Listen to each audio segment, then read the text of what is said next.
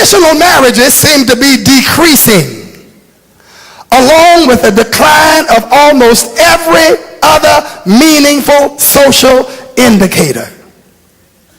Every time you look, every measurement that you impose is pointing downwards and is speaking of destruction, pain, and distress. Less than 50% of U.S. households are now composed of married couples. The majority of individuals in the U.S. are either living alone or living with someone to whom they are not married. And in the 10 years leading up to the year 2000, there was a 70% increase in 10 years, a 70% increase of unmarried partners living together. I'm almost through. I don't think there's any way I can get a shout out of this, so I'm just going to go sit down.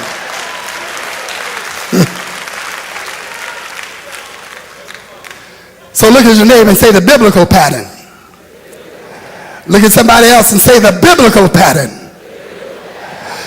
The biblical pattern of loving husbands and loving wives, living faithfully together, loving, guiding, protecting their children, loving and reverencing their God can constitute a basic building block for a renewed and transformed society.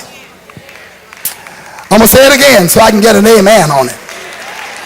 The biblical pattern of loving husbands and loving wives, living faithfully together, loving, guiding, protecting their children, loving and referencing their God can constitute a basic building block for a renewed and transformed society. In other words, our society will never get it together till we get the family together. We'll never get the family together till we get our behavior together and until we get marriage together. A renewed commitment to sexual purity, to marriage, to marital fidelity can impact every negative statistic that I have mentioned. So God is saying, I'm not just trying to tell you something because of the way I am. I'm trying to tell you something that will make your life better than it could be otherwise. In Genesis 2:23, Adam said, "This is now bone of my bones, flesh of my flesh. She shall be called woman because she was taken out of man. Therefore," verse 24, "a man shall leave his father and his mother and be joined to his wife, and they shall become one flesh. And they both were naked, the man and his wife, and were not ashamed." Genesis 1:27, "So God created man in his own image. In the image of God he created him, male and female he created them, and God blessed them, and God said to them, be fruitful and multiply, fill the earth, subdue the earth." Did you know we were supposed to be subduers? All the statistics that I've mentioned indicate that many of us are being subdued rather than being subduers.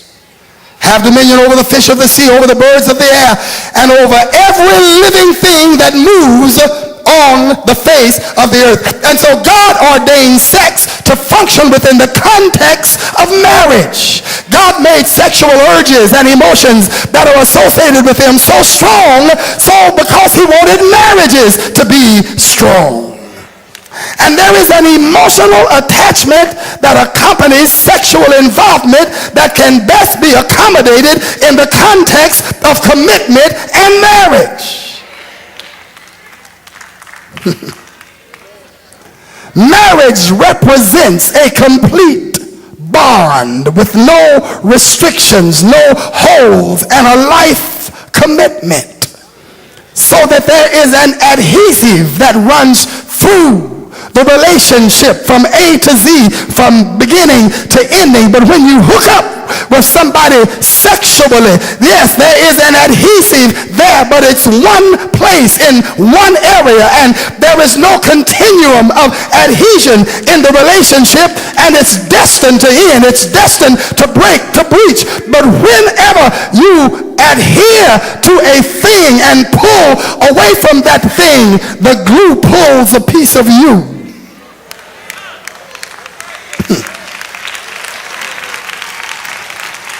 It leaves an aching, gaping wound in your mind, in your heart, in your life. And there'll always be a scar, even if it does heal. Maximum potential for commitment and mutual fulfillment on a deep emotional, mental, and spiritual level is possible only within the context of the marital relationship. Oh, you might say, oh, it's so wonderful, it's so nice, we're so harmonious and everything is so good. But hang on for a day.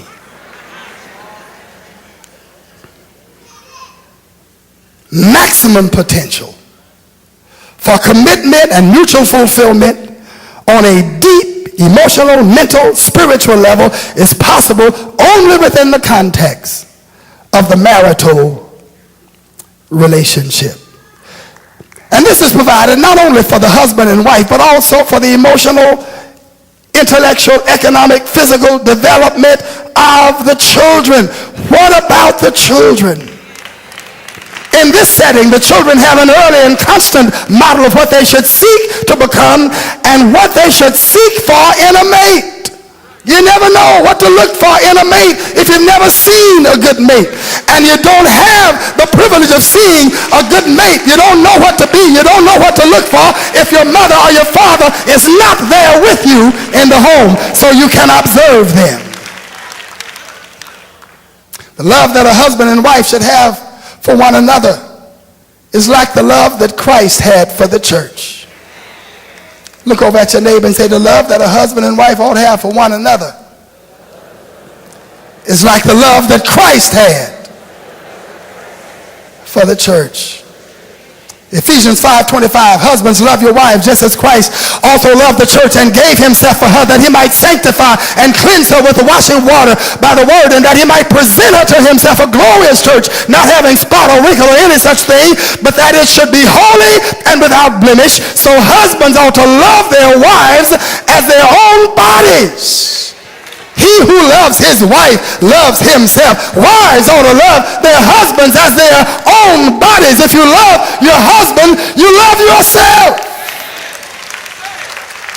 Love, mutual accommodation, love, respect, love, understanding, love, agreement, and unity. Some houses are like a battlefield. Folk don't have something to argue about, they'll find something to argue about. Lord, help me today. Love, sensitivity, love, wanting to see the other individual fulfilled and reach their full potential, wanting them to be glorious, wanting their lives to be wonderful. Love.